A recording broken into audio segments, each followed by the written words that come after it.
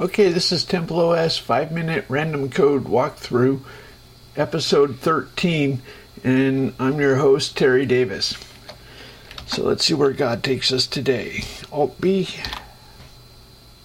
and it looks like we are in the compiler's lexical analyzer under if and def.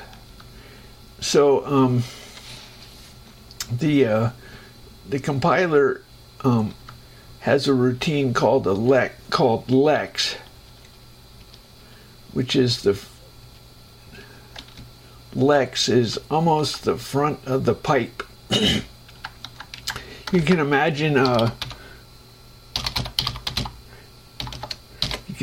pipeline going from the pipeline through the compiler. It starts with lex get char.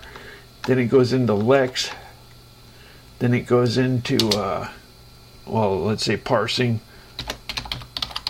then it goes into the optimizing 1, 2, 3, 4. Then that's the pipeline, okay?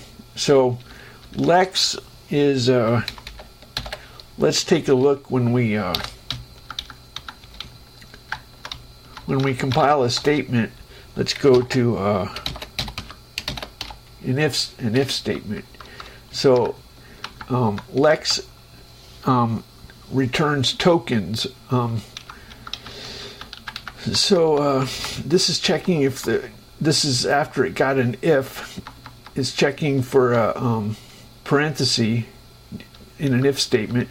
Then lex advances it past the parenthesis.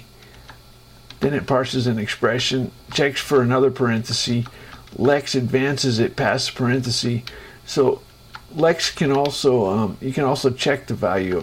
You can also use a return value of lex. Lex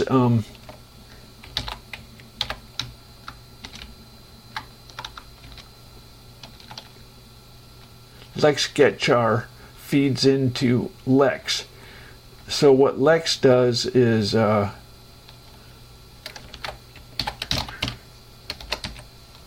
so lex returns EOF if it gets 0. Otherwise, if it gets A to Z, or underscore, or the upper 128 characters, those are legal. It's not just signed characters. My compiler uses both. It uses unsigned characters. Anyway, so it can. My operating system can use the full range of 8-bit characters, my compiler. Anyway, so if you get an identifier, it returns an identifier. If you get a 0 to 9 as the first character of a token, then it calculates, or it advances, it reads in the other digits for an integer, and it returns an integer. What we were looking at was the if and def. So we got a pound character up here. We got a pound character. Where is it?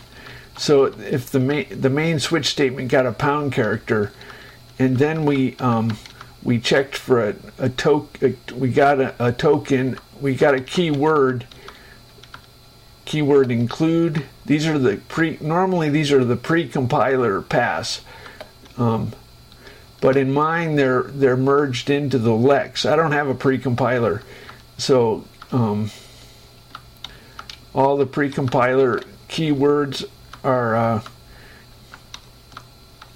so if and def is a pre-compiler keyword, and if it enters a state machine, there's a state machine for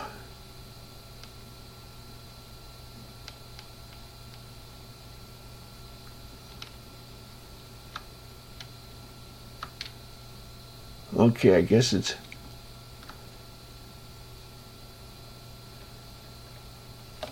Okay. So if and def in the middle of a define, we have to, what do we do? I don't know. Anyway, so if we got an if and def, then we stay in a loop. This is advancing. Oh, okay. Now I understand. So if we got an if and def, we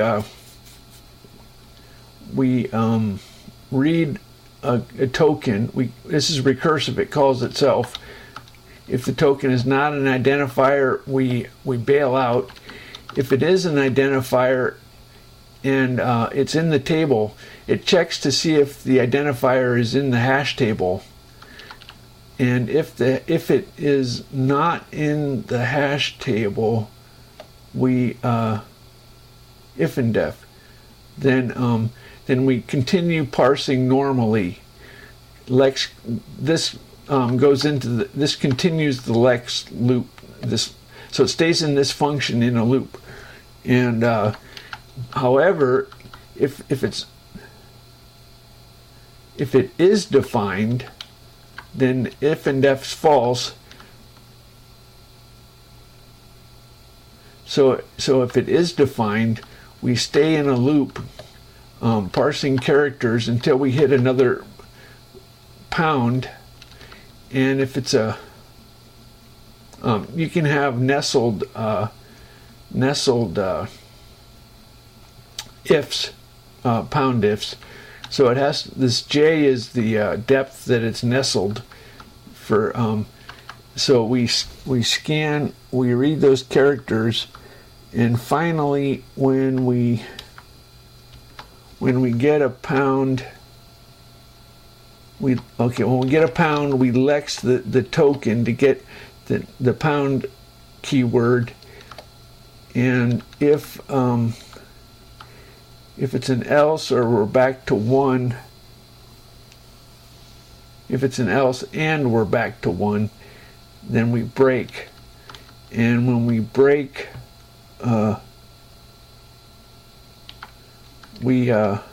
this will continue in the loop.